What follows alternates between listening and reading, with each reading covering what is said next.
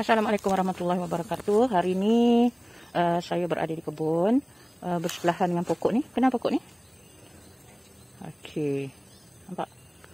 Ini ialah pokok pinang.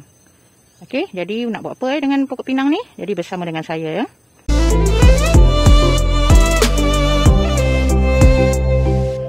Okey, disebabkan pokok pinang ni terlampau tinggi, maka saya tak dapat nak mengambil daun-daun yang di atas.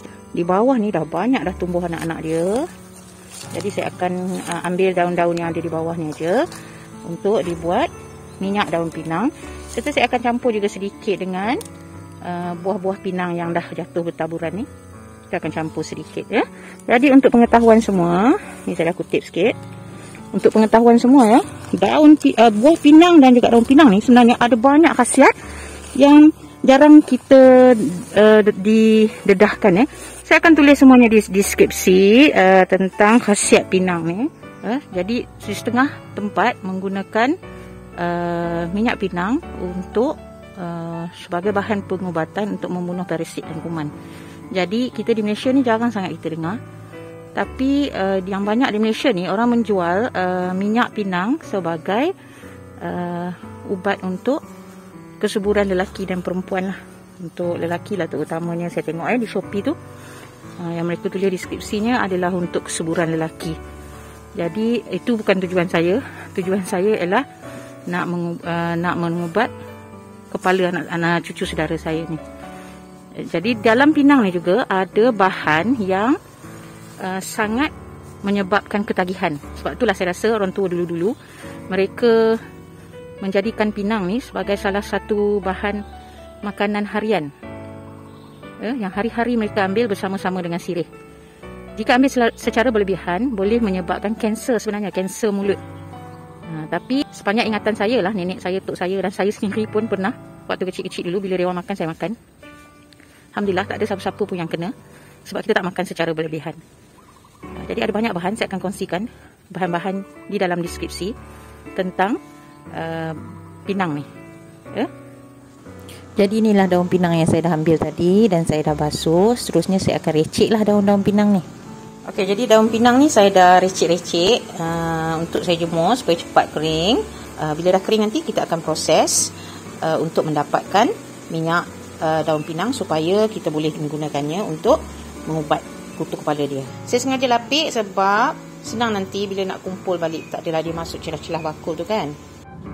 Okey, alhamdulillah nampaknya dah kering daun-daun pinang saya ni, dan saya keringkan juga pinang berserta dengan kulit-kulit merah dia ni untuk saya campurkan sekali.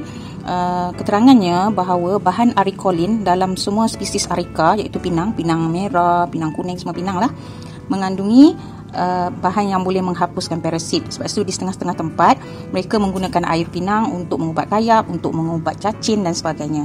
Jadi yang kita ni nak ubat kutu kepala. Jadi hari ni saya sebab sikit saja bahan ni, jadi saya akan gunakan slow cooker je.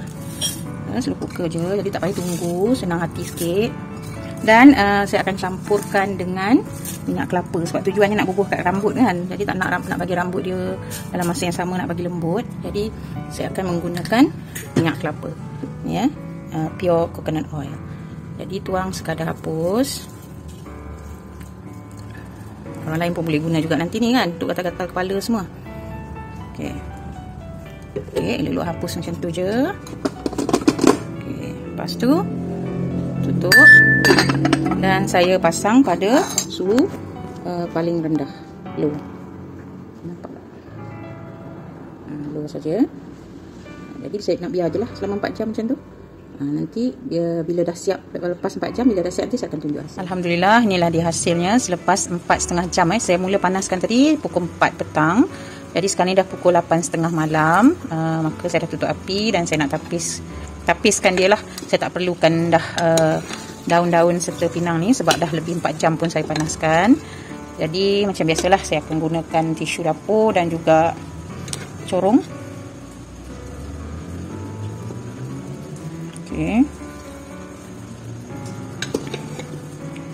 Jadi macam kita cakap tadilah, khasiatnya memang banyak. Yang saya baca ya, terutamanya untuk kesuburan kaum lelaki ya. Wanita pun sama. Tapi yang banyak jual di Shopee saya tengok untuk kaum lelaki, tapi ni bukanlah untuk itu. Okey, selain daripada membunuh kutu, boleh juga untuk jadi ubat cacing, boleh juga untuk ulat dan sebagainya, fungus ya. Jadi kita bolehlah cuba nanti untuk yang mana-mana. Kita start turun. Kuning juga hasilnya ya, sebab daun tu klorofil daun.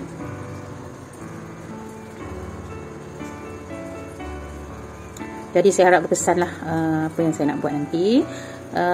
Untuk perkongsian cara membuat minyak ni sampai di sini saja. Tetapi untuk keberkesanannya tu saya akan kongsikan lain kali, kerana 2 hari ni cucu saudara saya Khadijah pun tak datang kerana ada hal lain. Jadi insya-Allah bila dia datang nanti saya akan cuba. Saya harap menjadilah macam kami masa kecil-kecil dulu. Lepas tu nanti saya akan kongsikan apa keberkesanannya, dan saya sendiri pun akan cuba juga untuk kelumumur dan sebagainya. Mungkin akan ada hasil positif nanti ya. Jadi perkongsian saya ini sampai di sini saja. Terima kasih kerana menonton. Terima kasih kerana sudi like, share dan komen. Sehingga itu saya rasa assalamualaikum.